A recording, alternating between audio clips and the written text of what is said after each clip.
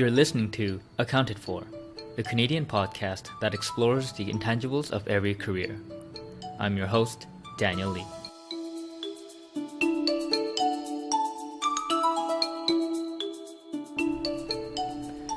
Hello. Happy Wednesday, everyone. Thanks for tuning in to Accounted For.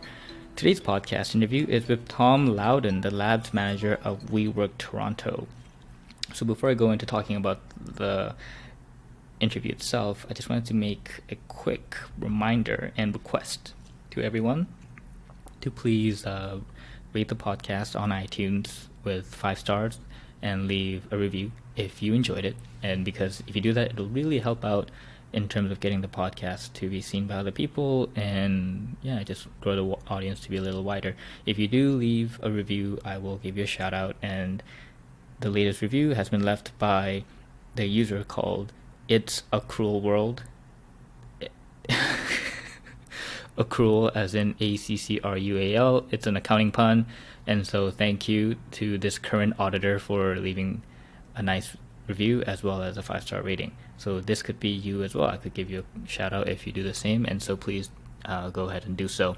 And if you also want to learn a little more about me, as well as maybe even just what it's like to do this kind of podcast, as well as trying to grow the company that I'm trying to grow, please visit my blog at www.oldmandan.com. And to stay in touch or stay in tune with my weekly developments, like my weekly article that I send out every Tuesday, please subscribe to my newsletter. The subscribe button's practically on like every page, and so you can find it there on my website. And if you'd like to suggest guests, or you have a friend in your network who would be a really interesting person to have on the podcast, please feel free to shoot me a note in my contacts page on the website itself. Okay, so today's guest, Tom Lowden, is the labs manager at WeWork. WeWork is a New York-based startup that is growing in huge popularity. It's practically all over startup news as the biggest co-working space company, and they have offices practically all over the world. I was just in Vancouver for Christmas break, and I saw a ton of WeWork offices all over Vancouver as well, and they're definitely all over Toronto as well. And prior to WeWork, Tom built out a skill set in fundraising for the public sector, and after having explored a number of different opportunities, he decided to say, okay, well, I think I'm going to try something different. And he became the inaugural team, maybe even, I dare say, like the founding team of Toronto's Creative Destruction Lab, which is practically an incubator based out of the University of Toronto. And after that, he went to become an investor and operator with Boat Rocker Ventures, which does like entertainment-based investing. So slightly different from what people consider to be traditional venture capital. So that's really interesting when we get into it. And he brought to life Dineen Coffee Shop, my favorite. I've been a happy coffee drinker at Dineen since day one of opening. So this was a really fun conversation for me to even get into. And so Tom's had a very fascinating career. It's just been one filled with entrepreneurial spirit, and I really hope you find it as enjoyable and exciting as I did. So without further ado, here is my interview with Tom Lowden.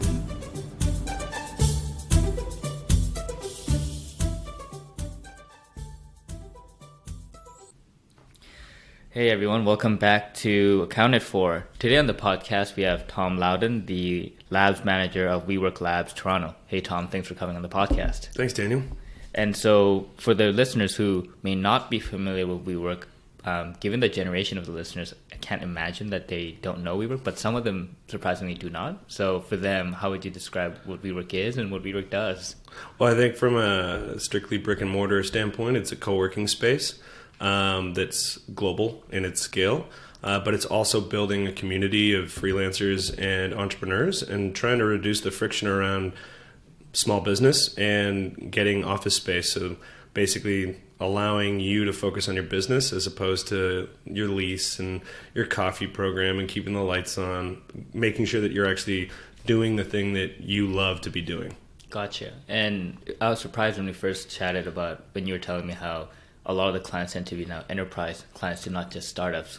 Yeah, there's been a large growth of kind of the like that standard like large Fortune 500 company. I think I think it's like 30% of the Fortune 500s are now in or have WeWork space globally. Wow. Yeah. So it's the fastest growing segment for our customer base.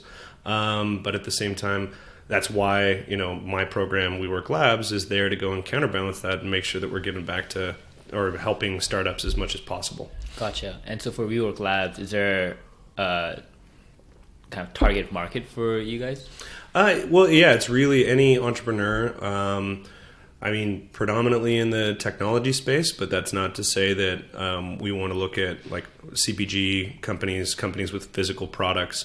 But basically, companies that are starting out, they're either 3 to 7 employees, and they're figuring out how to go and capitalize their business for the first time, whether that's through venture capital, through like trying to raise their seed round, or they've just received capital and now they're trying to figure out what to do. So it's I know that across the board we help companies with their ideation, but I think our sweet spot and where I want to focus is companies that have an idea in and around their product, but now they're trying to figure out which market, who's their user, who's their customer, and how do we go and actually scale that idea.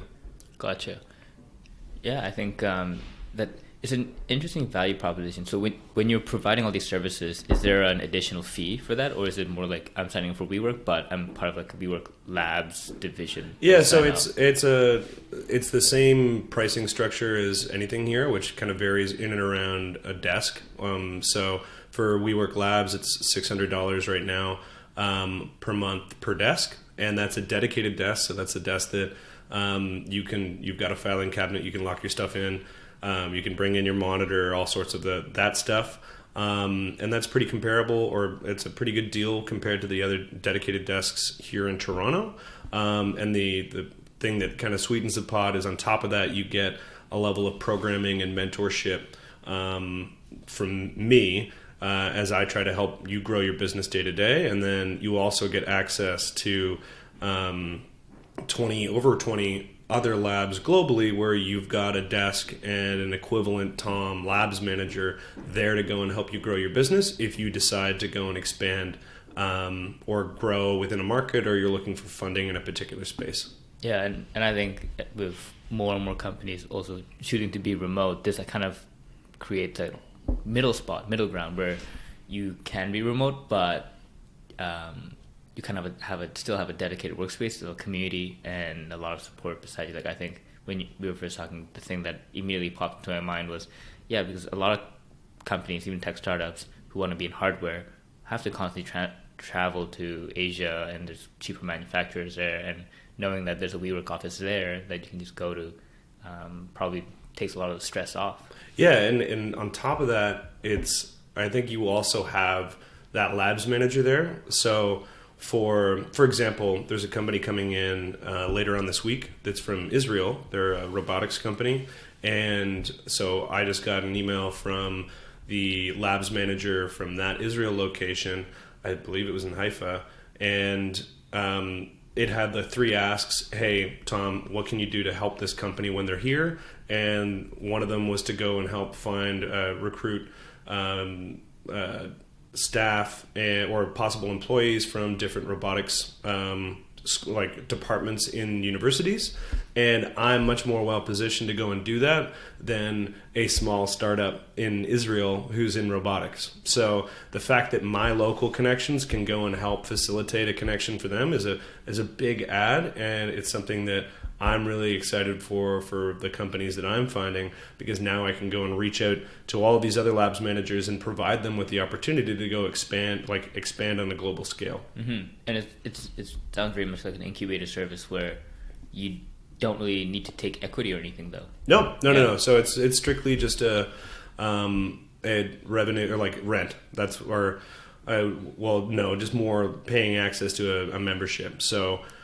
For us, there isn't a need to go and try to take a piece of the business, and that complicates the relationship. It complicates our incentives being aligned with the company. And right now, they're perfectly aligned because we want these guys to grow, and we want to add value to demonstrate to that company that as they scale from 5 to 10 to 20 to 100, that they should be doing that with WeWork. Mm-hmm. And so before we go into kind of your business accolades. You mentioned last time we spoke about how you're a foodie. Yeah.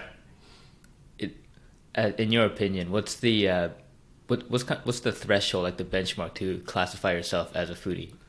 I don't know. I know there's probably two schools of thought on it. Like either you've got to be be trained as a chef, or you make your own food. But I know tons of people that are just as passionate about food and they don't know how to turn on their oven. So for me, it's just like blind passion. I just love food. I think it's, to me, one of the best things to connect with someone over. One of the reasons that I got into cooking specifically, transitioning from the guy who just loves, to Instagram his food at a restaurant to Instagramming his food at home, was I just loved being able to make a meal with someone because it was so much more finite. I mean, everything that we work on in at any job, it just seems like that project always seems to linger on, and you never really have any actual endpoint to what you're doing, because every time you do something right, it's like, okay, well, let's continue to grow this, or let's go and build this. And in contrast, you make a beautiful piece of, you slow cook ribs for 12 hours. There's a finite moment where you get to see these juicy, beautiful, lacquered ribs, and you get to eat them.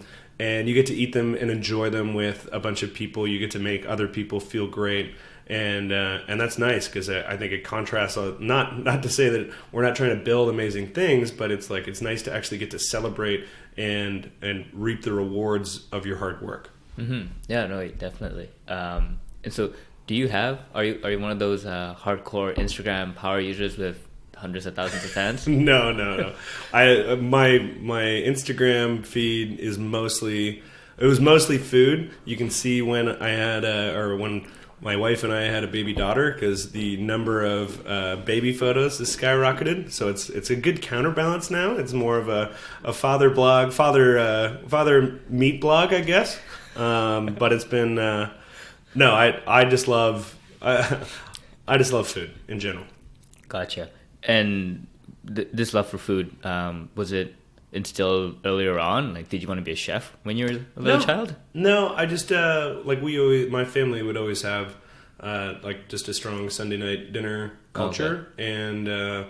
And I remember always loving that. When I went out to university, I realized that we were just constantly eating out all the time. Didn't know how to do any of this stuff, and knew that there was possibility, because I'd grown up in a family with good food. It was like, okay, well, there's an opportunity to go do this. I'm going to learn how to figure out food. And because I think it's figure out how to cook. And I know that's kind of a fundamentally common thing, but I don't think a lot of people actually try to put focus into building their meals. And that's why there's so many different options that are revolving around reducing the friction of cooking in general, whether it's you just order food, you're going to pick up food, or you're being given all of the ingredients, and your hand is being held while you go and cook all these things. I think there's a reason that that's all there. There's underlying passion for food. I think I'd fall stark contrast to the founder of what's the name of that sludge that Silicon Valley company that's got the name escapes me now. What's the product? I'm trying to. It's named. It's Soylent. That's it. Oh, Soylent. Yeah. Sludge. Yeah. Well, his whole concept is eating is just a waste of time. It's a waste of productivity. Therefore, I'm going to create something that allows me to never have to eat again. I'm just going to take this weird Soylent. I don't want to be in that world. I want to be in the world where I think the European, my European ancestry is, making sure that I still have a siesta, or try to fight for a siesta and a nice large meal. So. Yeah, I think there was an article about how someone did Soylent for a full month or 2 months, and then they got heavily depressed, and it's not a cause and effect relationship, but there's still a lot of correlations, but I'm still sure there's a huge impact from not Yeah. joy from I eating. don't know. Yeah, it's like removing some component of humanity. I think it's gonna mess with your brain. Yeah, You know? yeah, no, I totally agree. Your ancestry, Lowden, where's that from? It's Scottish. Scottish. So it's some town in the middle of like northern Scotland. The town of Lowdoun is where we're from. Oh, okay.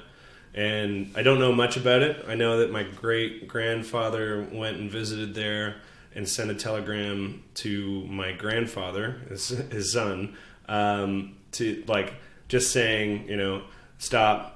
There's a reason that our ancestors left here. Stop, because it's probably just rainy and just terrible, but probably beautiful as well. It all depends on what your version of acceptable, I guess, rain is.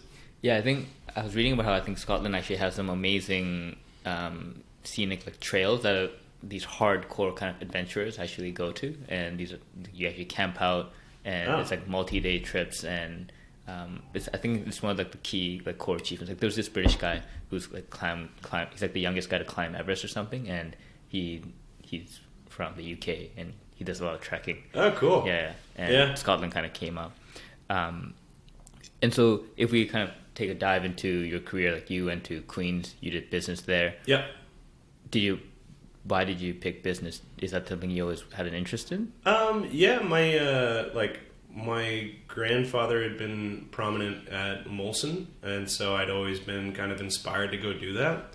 And then I remember looking at all the different programs for university, and Queen's Commerce was like the hardest one to get into, so I was like, okay, well, that's where I'm going to try to go and get into. And then lucked out, and it was definitely like I'd say outside of any family pressure to be an engineer, because my father was an engineer, it was pressure to go into some sort of specific stream in undergrad, and Queen's was a great. Both my parents had been there, and then the commerce program was awesome.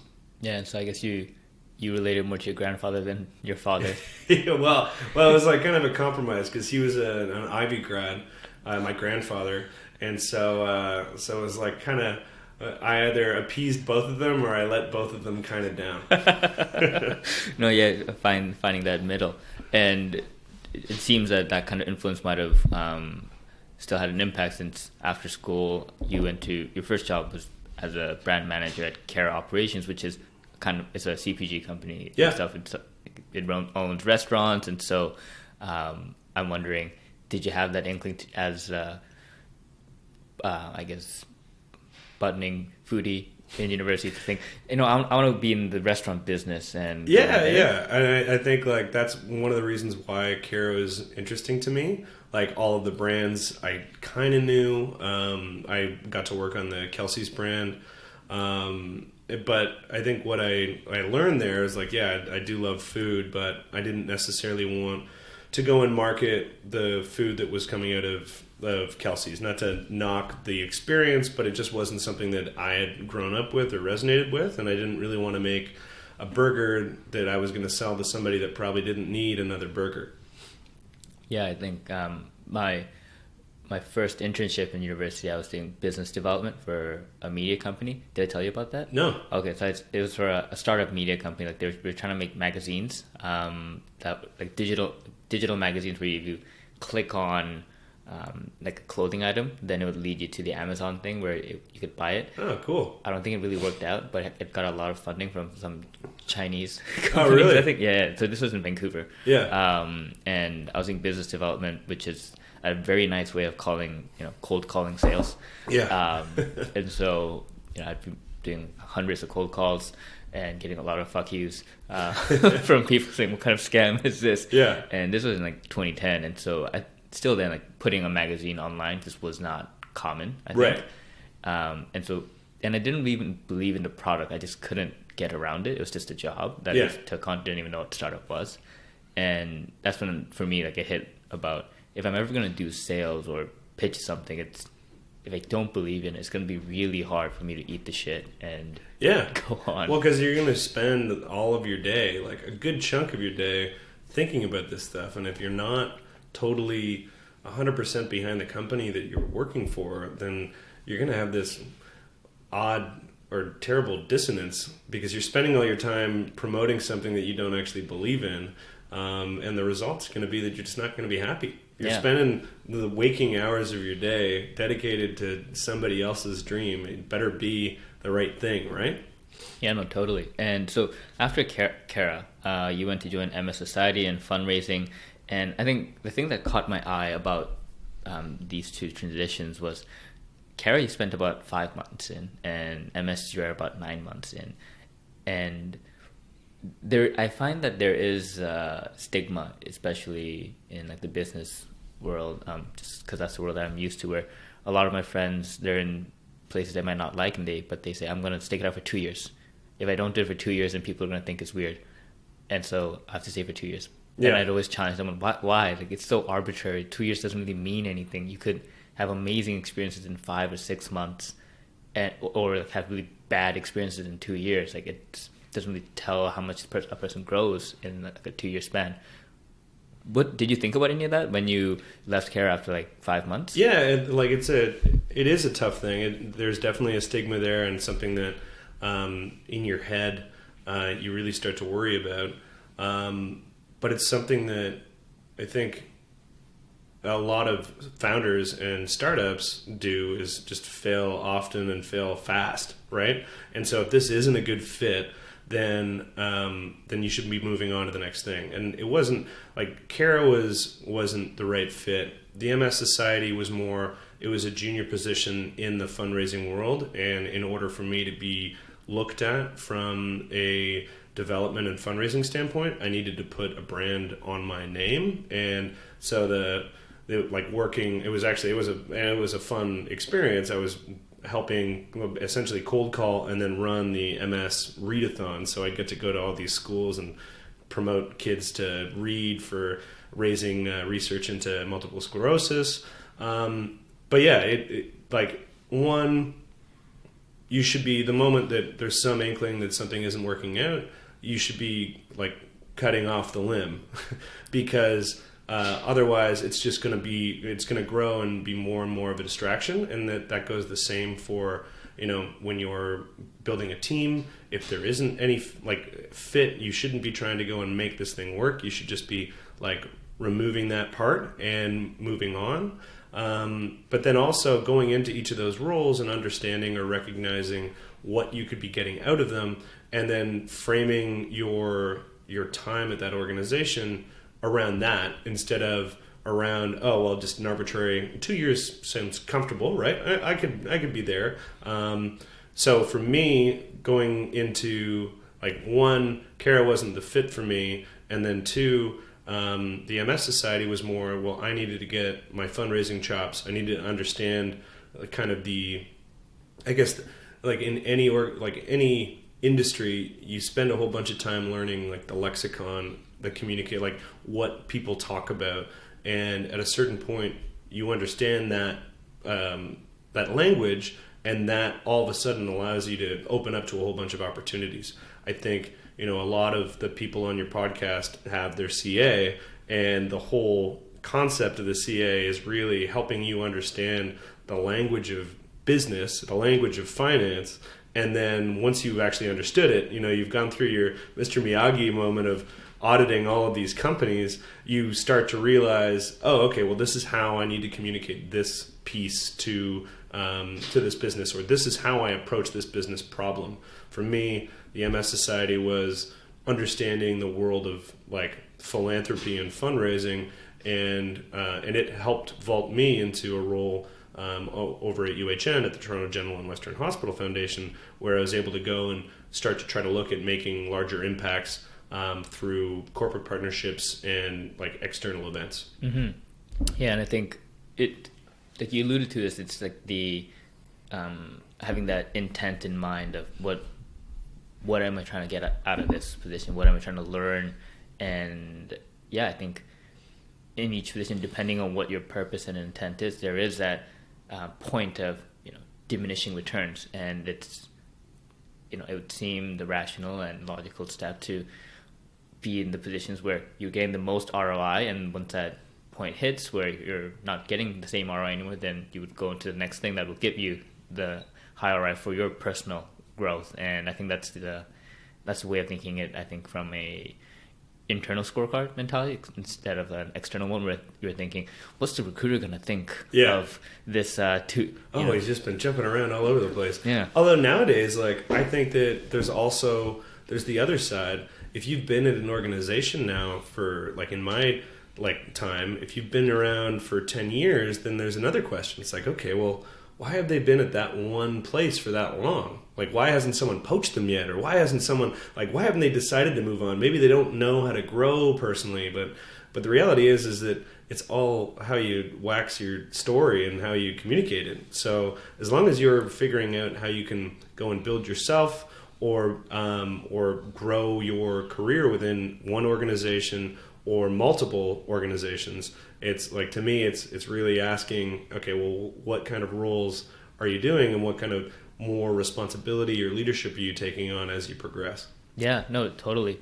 And I think when I was in school, we had the co-op program, and I think in hindsight, that was an amazing thing that I should have taken more advantage of. Like, when I talk to university students now, I tell them about, man, that's a guaranteed short-term relationship that you have no commitment to. You just take advantage of it and try as many different things as you can. Like, don't do what I did and stay with one firm for 3 accounting terms just because that's the fastest way to get the CA, but you can always do that later on. Yeah.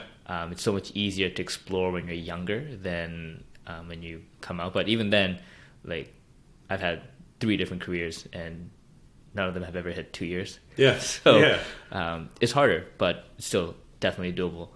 Well, it also just allows you to, like, expand your network. And for me, there's probably some short attention span piece in there as well. But, like, the interesting thing is that there's a whole lot of applications for what I've done in like philanthropy to what I've done in branding that have helped me both on the fund, like the venture capital side, to running a small business. So and then now working at WeWork Labs, it's allowed me to have a large kind of web of people that I can connect to, a variety of different companies in different spaces. Yeah.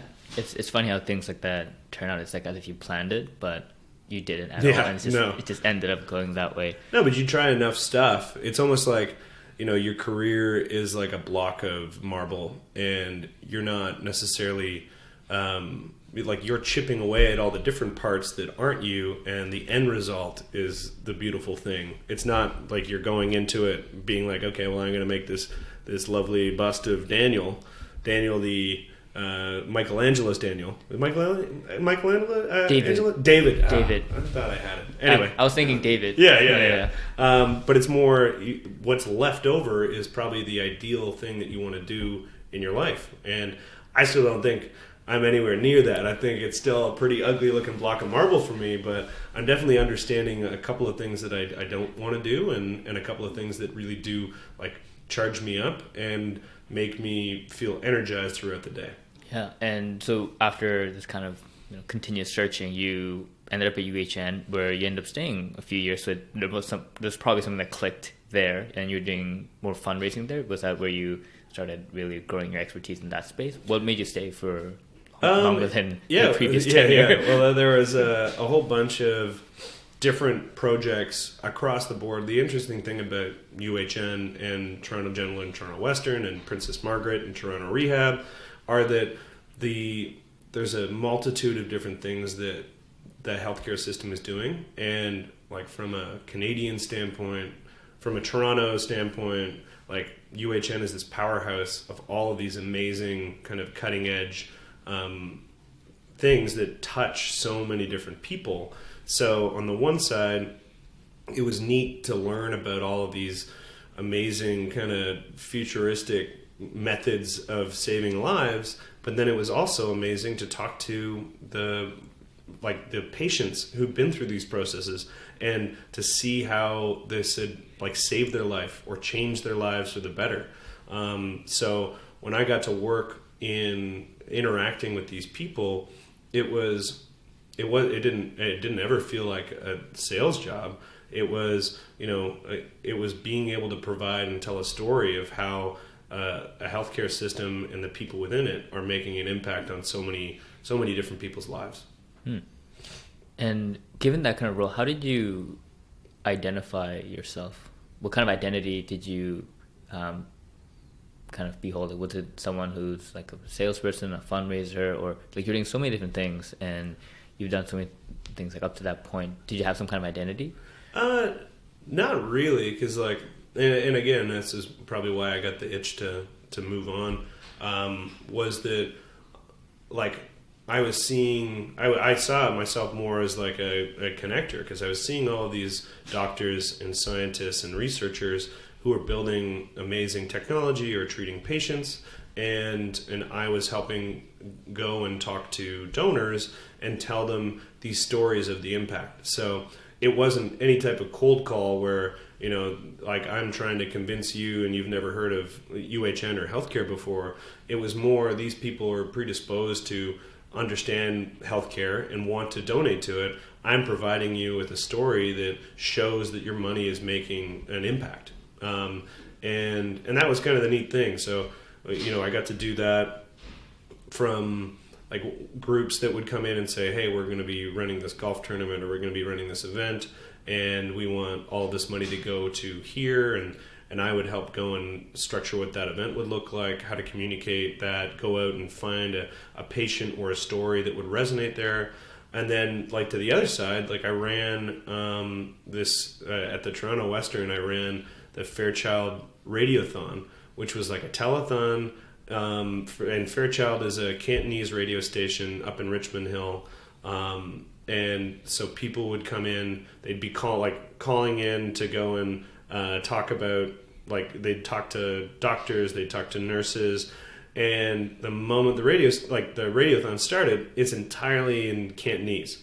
And so like for me, I have no idea what's going on. I do not speak Cantonese, but we'd have like people blocking the entrance to the Toronto Western because they'd be like driving down to go in line and give money because of the impact that that the Toronto Western Hospital had on the Cantonese community. And that was really kind of amazing to see the impact of an organization, the impact of like a set of people can have on a large scale community. And that was really kind of awesome to be a part of.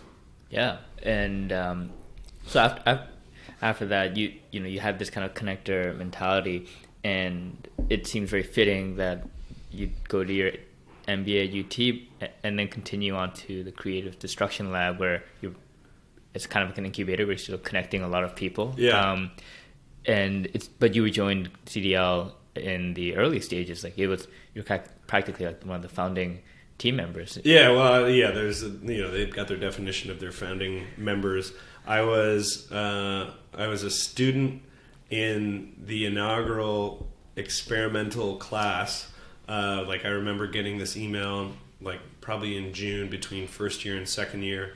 And it was like this, hey, we're testing out this class where we pair up MBAs with early stage companies, and it's like a very select group, and you need to fill out this long application where you're writing like these essay tests on how you'd value these companies and all this stuff. So there's like, I don't know, you give that to any MBA or any type A, and they're going to see, oh, okay, like this is there's only a limited number of people who can be in this thing. Great. Okay. I want in. Oh, like it requires a lot of work. Oh, it must be valuable then. And so, and it was great because all of the stuff that was in there was really interesting. And through that class, I learned that, all of my answers that were on that first application were entirely wrong. But yeah, so the idea of the Creative Destruction Lab was one, there is a gap in the market for helping connect new burgeoning entrepreneurs with good advice. There's a lot of advice out there, but it's hard for an early stage founder to really find to create the right filter to understand who to talk to and who not to talk to.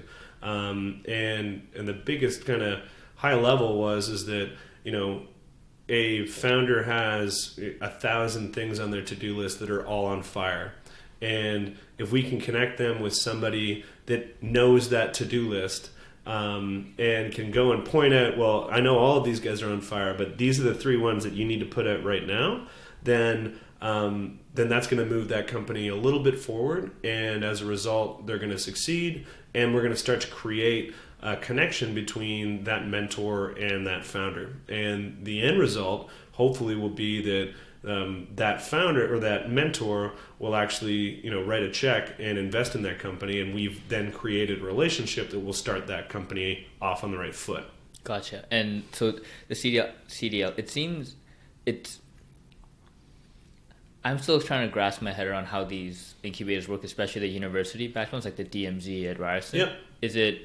Is it purely like fully owned by the university, funded by the university, and if they invest, the equity is like owned by the university? Is that how it works? I can only speak to U of T. Yeah, CDL. But yeah, there was no equity. Again, much like WeWork Labs, and what I really liked about it was there was no equity exchange between the university and the company and the program.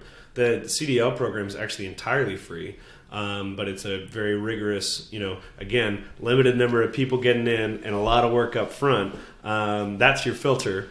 And the end result is that you can kind of pick and choose the pedigree of company going in there, because that's where, for the CDL, that's going to maintain that mentor network, the G7 or ML7 or whomever. Those guys are only going to show up to that thing, 1, if you value their time, and 2, if you provide them with amazing founders that, their normal path, like their normal ecosystem is not going to find. And Gotcha. so, like, for us, it was a lot of fun because you'd go to all of these different departments across U of T, across the University of Waterloo, in Montreal, and Ottawa, and you'd find these amazing PhDs, these graduate students who are building some had like a framework for how they were going to make a business out of it. Others were just like, here's my patent and this, or here's my piece of technology. Like, I really want to do something with this, like, help me. And so we try to go and do that. And that was pretty satisfying.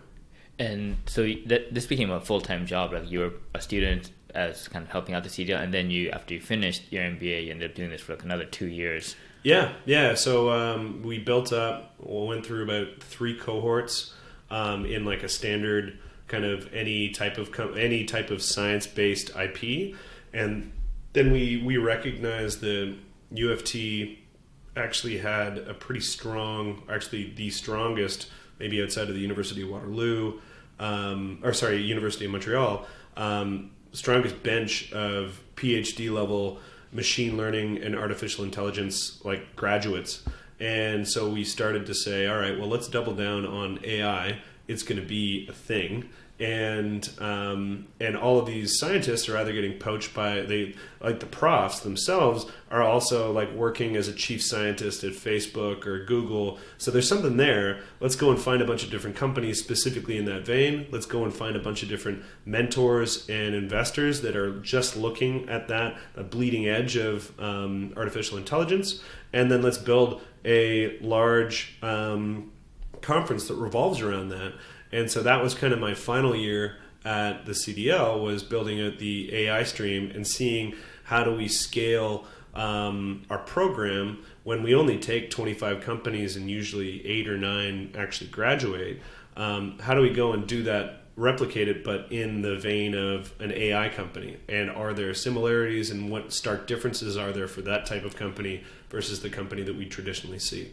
Gotcha. Yeah, I guess you've done a swell job at it, because when I go to the CDL website, it seems very AI focused, and I think like we also now have like the Vector Institute in Toronto as well to help with the AI push. And it's funny because when I talk to people from Montreal, they'll say they're nowhere close, and then I talk to people in Toronto, it's like, oh no, we're close. No, it's but it's a good competition to have. And, totally, yeah. And what it does is it creates like buzz around trying to build something here in Canada. And I think that's the other big piece for the CDL and for a lot of the people in the kind of Waterloo, Toronto, Ottawa, Kitchener-Waterloo, or like the corridor, whatever we're calling this little strip in Ontario, is like, how do we go build amazing Canadian companies that go and scale and make a global impact?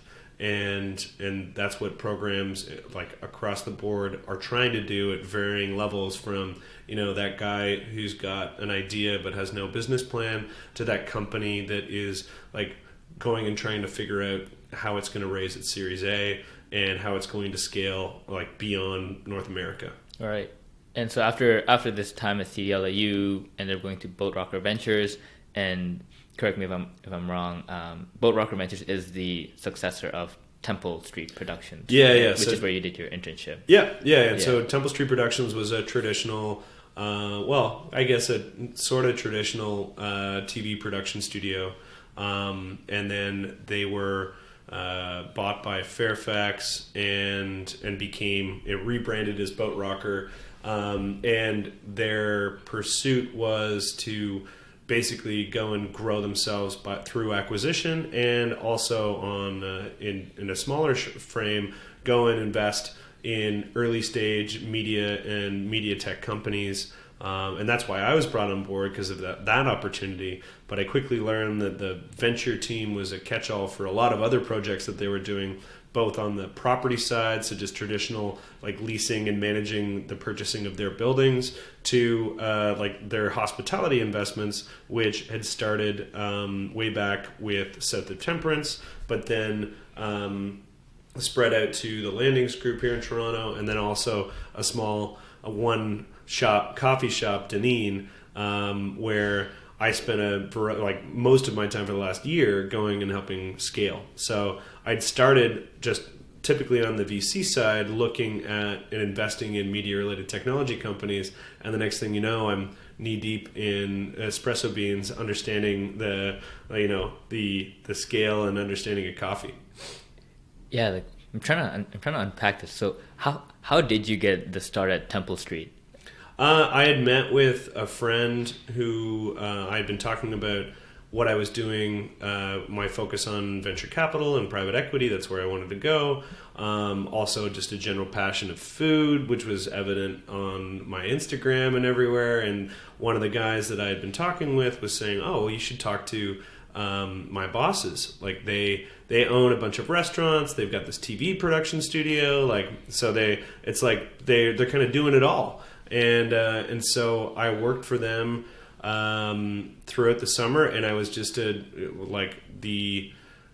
guy who tried to figure out how to get stuff done, and it was a really interesting role, because it taught me that you don't really need a whole wealth of knowledge in a particular area. You just need the balls to go and execute on it, and that's exactly what those guys had done several times over. At Temple Street, it was started by these two lawyers who had seen that the biggest issue with making TV shows is that legal work, lawyers, are really expensive. And so these guys realized, hey, you know what? We're doing all these deals on these shows that we'd never watch. Like, why don't we go pick some shows, save cost on us doing the legal work, and we'll succeed. And so they bought Temple Street Productions, and then slowly started to go and choose better content, and they were just more efficient on the negotiation side. And the same thing happened with how they built their restaurants. There wasn't a restaurant around for bankers and lawyers at Yonge and Richmond, so let's go and build it. And then next thing you know, they were able to go and figure out how to go and run that restaurant. And then lastly, the same thing was happening with Dineen. It was an idea that there's no ideal coffee place for a banker or lawyer in the financial core. There's great places, and like Starbucks, for example, is kind of the standard for most people. Or in contrast, you've got Moss or Dark Horse. And so in the case of Dark Horse, you've got a very hipster, like a great coffee shop, but it's going to be an intimidating thing to a lawyer. And on top of that, that lawyer is probably never going to take that client to either Dark Horse or Starbucks, because both don't meet the kind of teak wood, like highly classy white marble. Exactly. Yeah. So it doesn't fit the brand of the Tory's lawyer or the Goodman's lawyer or RBC or TD. So for us, it was like, let's make a beautiful place that is almost an extension of one of those guys, like their boardrooms. So they can go and show off like casually, hey, this is the kind of coffee and this is the kind of like restaurant space that you have in the downtown core. It's giving that allure that we would see when we were in New York, and you'd go to La Colombe and you'd see this beautiful space and like lovely architecture and delicious coffee. So that was kind of the impetus for it. And that's how we scaled, or that was kind of the mantra in mind, was let's build something beautiful and let's provide amazing coffee and beautiful service, and people will come. And I think we were right on that, because all of those spaces are now incredibly busy. And so it was an interesting journey in that space, which all came back to the idea of, okay, we'll go out and find out how to go and do something. Go like, hey, we're going to go build a coffee shop. Go find out how we can go and build a coffee shop. Yeah, I think when I think about restaurant business, a lot of people, I think the rule of thumb when you're in like even business school would be, hey, don't start a restaurant business because 95% fail. But also it's more like, but 5% succeed. Yeah.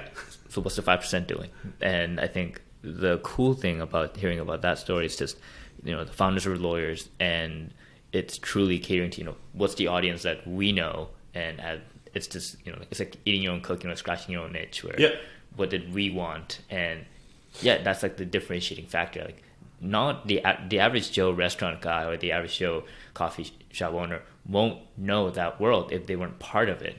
And that was like, I guess that's where you're different, and that's where you could actually succeed in opening up Dineen and hitting up that niche audience, or like opening up South of Temperance, which is a great bar, which unfortunately it's gone now. Yeah. But when it was running, it was highly successful. And so yeah, I think that's honestly it's quite fascinating for me when I like hear about these kind of business stories where it's an industry which is considered to be highly competitive and you're not likely to succeed, but you could also look at it the other way and find like, how can we succeed? Yeah. Yeah, it's a tight margin, but it's also, when you see all these people fail, you got to understand what the noise is in the market, and usually for us, it like came down to one, like location, and that's a mantra for all restaurants, but like we spent a lot of time going and meticulously figuring out the ideal spaces for this, and then building it around, not necessarily trying to specialize, but be known for something, or else it's going, like, if you're going to try to be everybody's like everything, you're going to end up failing. And so for us, it was, this place needs to be gorgeous, and it needs to be the space that you're taking photos of and sharing everywhere. And I guarantee you look up the hashtag Dineen, and there's probably countless number of girls in beautiful shoes just taking photos of the tiles on each of the floors, or photos of the beautiful latte art that's sitting on some nice Carrara marble.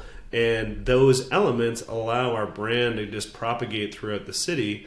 And a lot of other coffee shops are able to go do that through their design, or through their product, or through their service. And so we decided, no, we're going to make this place gorgeous, and we're going to have delicious coffee. Mm-hmm. And so after you left Temple Street, you went to the CDL and all that, did you constantly keep in contact with the Boat Rocker folks, because you had kind of a thought back in your mind that, I might do that later on? Well, yeah, like I'd worked with the CEO, John Young. He'd been a guy that I'd continued to stay in touch with because he was a great guy to learn a lot from. One of the reasons why I went and worked at Boat Rocker was because of John and his general ideas around how to go and grow business. And there was like, for me going over to Boat Rocker, it was, okay, I can learn a lot from working directly with John and understanding how he goes and attempts to go and scale a business. working directly with, a guy who's like core is an entrepreneurial spirit is a great thing to have, because you really start to approaching any no. It's more like, well, it's more of a negotiation. It's like, it's no right now, but how can I change this so that I can make that a yes? And so that was a lot of like both working directly for him and staying connected with him at the CDL. I found a lot of value from learning from him that I could then go and imbue onto the companies that I was helping at the CDL. Yeah, and I think even Boat Rocker Ventures itself is a very unique kind of investing company where, it's just so different from traditional companies where you have traditional private equity where it's a very LBO model, or even venture capital, they tend to focus on very asset light software companies, or it has to be the quote unquote Silicon Valley labeled tech. Yeah.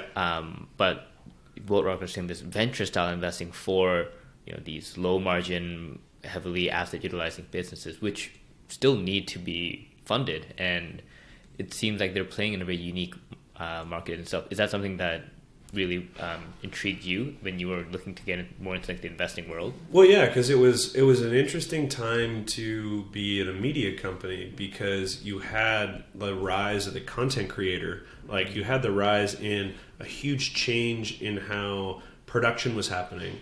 On top of that, you had a huge change in how funding of traditional content was happening, because one, you've got Netflix on the one side coming up and saying, okay, well, we're going to take all of the content, we're going to pay these guys whatever they have, but we'll have global rights to that content. Whereas the traditional broadcaster would say, okay, well, we will own the rights within North America or within Canada to go produce this show, but then we'll give you the IP afterwards and you can go sell it wherever.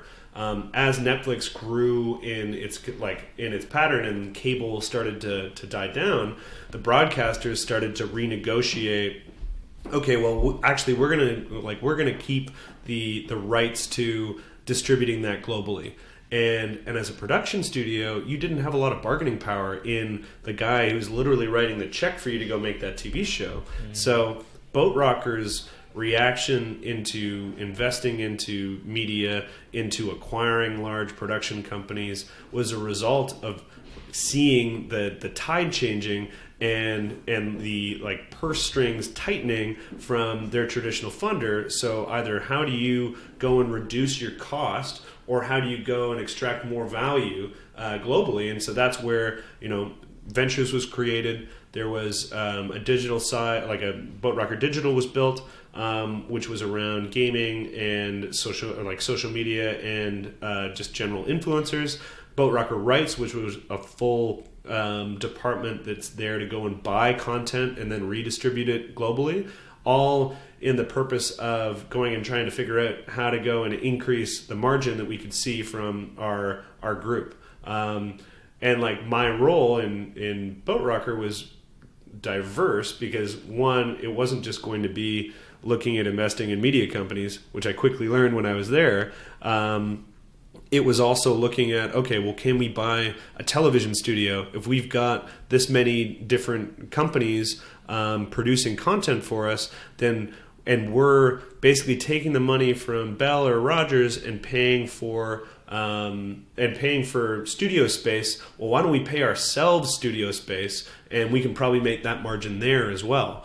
And so it was an awesome experience to work for a group of people that kept looking at that. It was like there was never any you can't do that because that's not what a production company does. It's like, no, let's just go, let's find out, let's go and do that. Let's see what happens.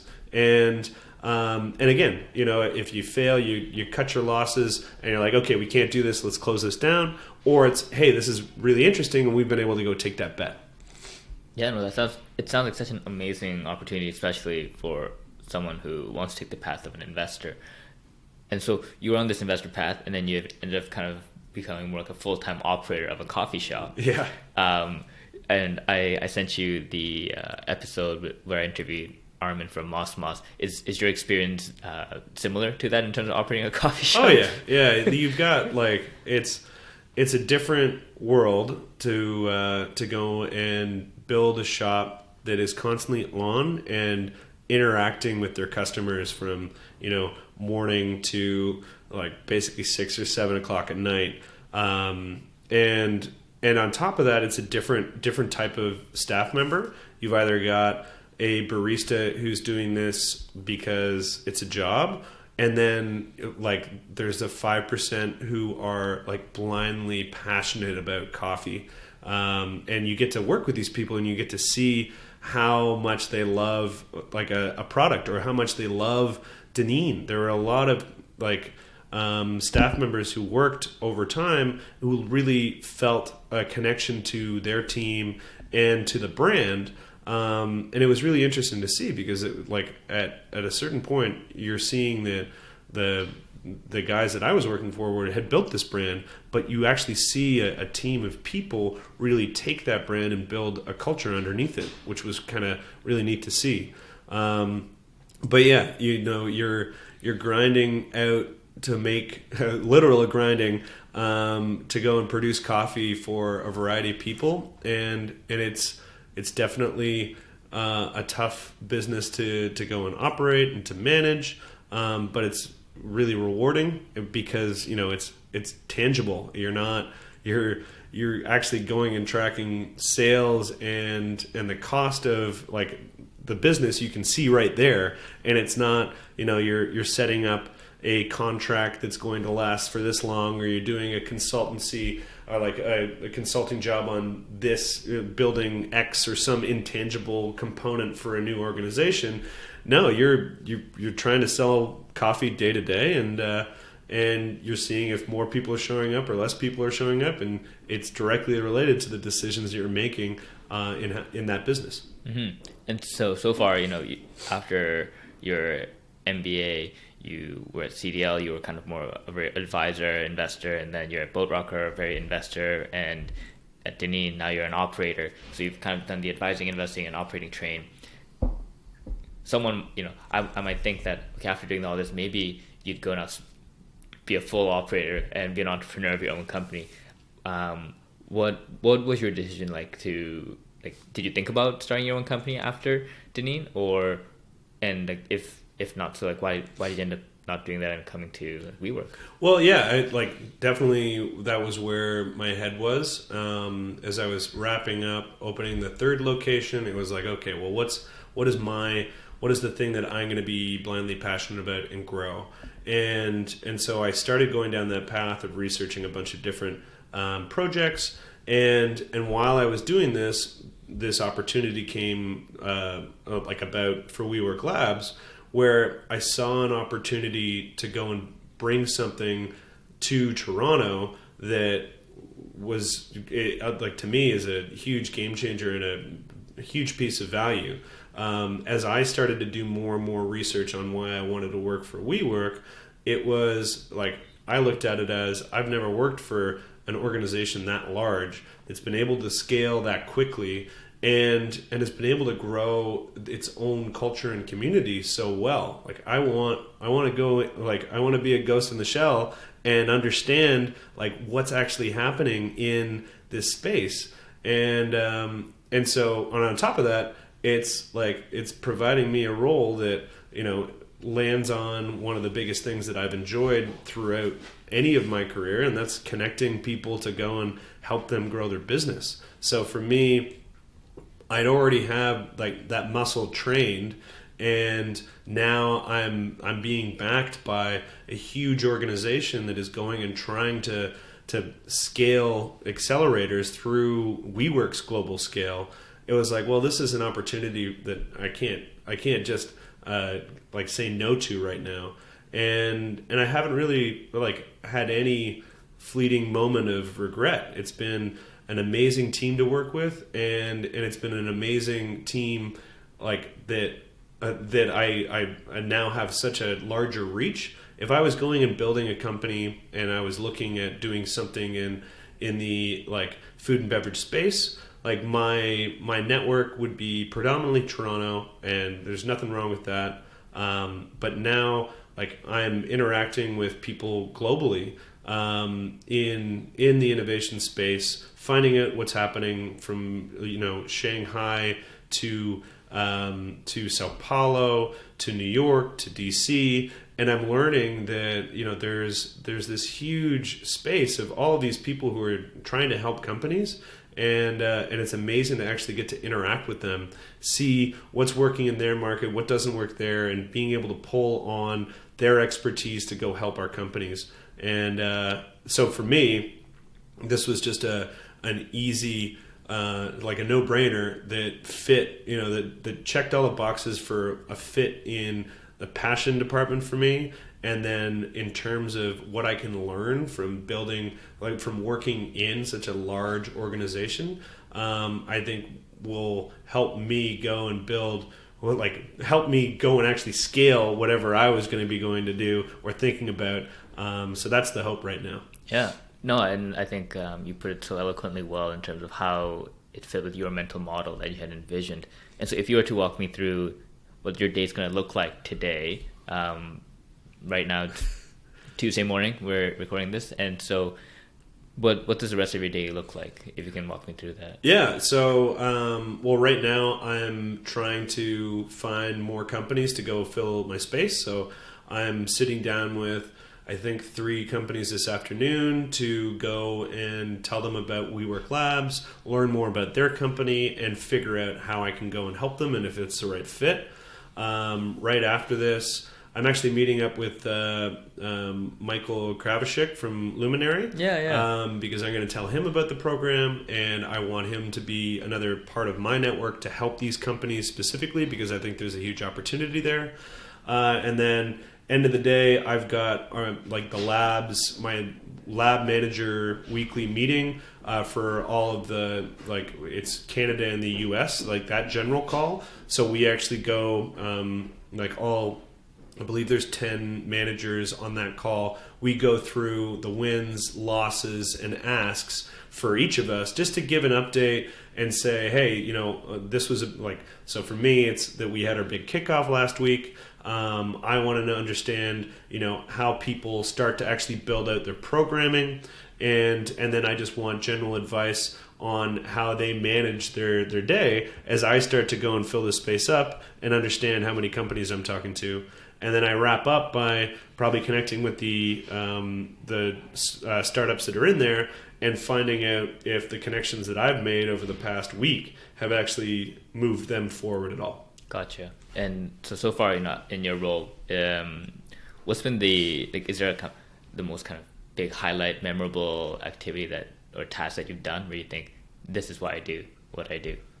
Yeah, it's a good question. I'd say it was I was talking with a Canadian VC and walking them through a couple of different companies that we've been able to find and are now in our space, and being able to be and saying, hey, I know this is a great fit of a company for you, and to be able to go stump those guys on not knowing a company is always a good moment. And to see the connection and then go back to the founder and say, hey, I've got this company, or I've got so-and-so from this VC is very interested in learning more about you. Getting the email back saying, hey, that was a great fit. We're really interested in these guys is satisfying to me. So that's what I hope to continue to replicate over and over and over with the companies that come through the labs here in Toronto. Mm-hmm. Yeah, I think I'm definitely seeing a bit of corollary there with me as well, where while doing this podcast, I've been meeting a lot of really cool people constantly. And so I have more friends now who come to me for advice since I've started the podcast. And I think I've been able to find more jobs for my friends than I've ever been able to find for myself. And it's nice. It's nice seeing that kind of connection happen. And it's a relationship. It's like food. You've created something different. And you've helped 2 people be better off than they were without knowing each other. Yeah, totally. But in any job, there's always a downside. There's always shit you got to eat, but it's more what kind of shit do you not mind eating? Yeah. And I think that separates whether you're in the right place or not. But what kind of shit do you not mind eating? Which that you think people who come to this with wrong expectations might not really enjoy. I think that Yeah, I think there's a lot of like prep work that is required to go and follow up work to go and. My day would be great if I could just meet with people, talk with them for 30 to 45 minutes each, and then there's no like afterwards making the follow up like email to go and connect those people, and then continue to follow up with them over and over and over to make sure that thing happens. It'd be great if I could just send people off on their way and they'd be connected, but they're not. You're changing the path of two individuals, and you're hopefully increasing the likelihood of them actually making either a transaction or working together or anything like that. And that doesn't just happen over one instant. It's like,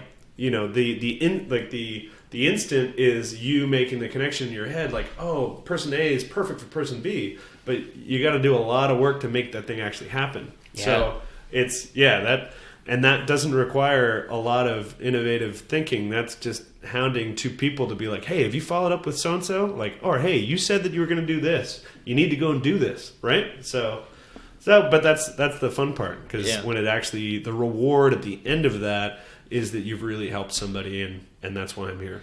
Yeah, it's like the constant somewhat convincing of like, hey man, like you said you wanted to do this person, like you're just going to be such a good fit, and then you talk to that person, and like you as the kind of, it's kind of like, sometimes it's kind of like the, you're like omnipotent in that you see all, and you see both sides as you're playing a game. It's like watching a TV show. Yeah. Like, these guys gotta meet. But how do I make sure that they meet in a way that's actually going to be... And how do I convince them to like get that? Why don't they get that yet? Yeah. Or like you talk to, you're saying, okay, well, I'm going to connect you with so-and-so at this, like, and you're trying to raise money from them.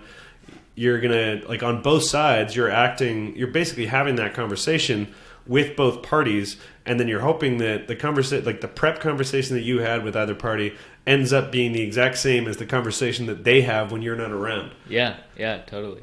We're kind of hitting, I guess, like the final rounds of our interview, and I have so many more questions I wanted to ask you, so we might do a part 2 in the future. I don't know. We'll see. Yeah. If you're down.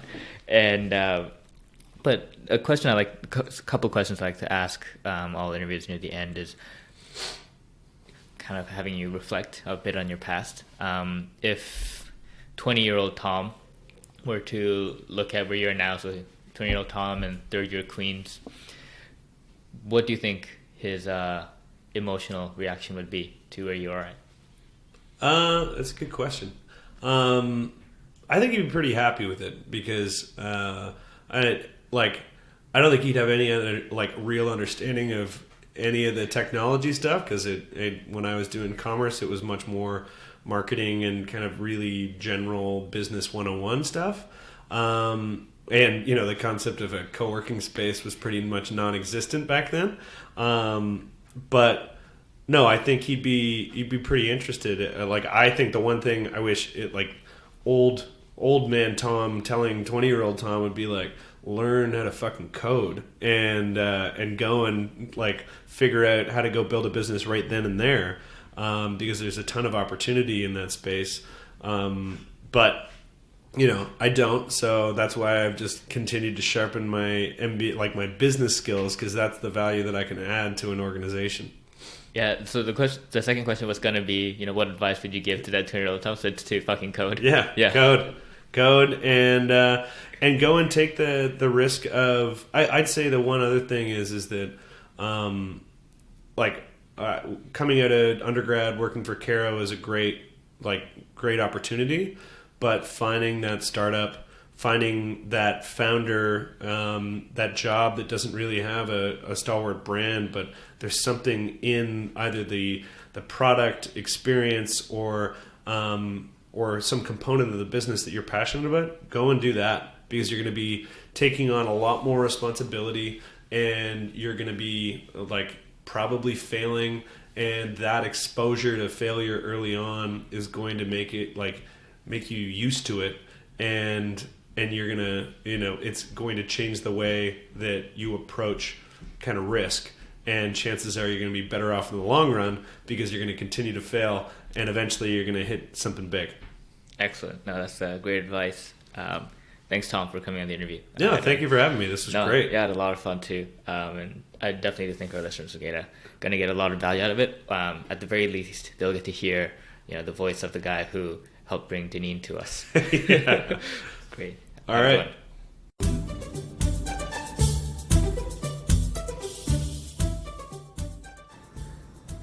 So thanks for listening to the podcast. If you enjoyed what you heard, please check out other episodes and don't forget to subscribe to stay up to date for the future episodes.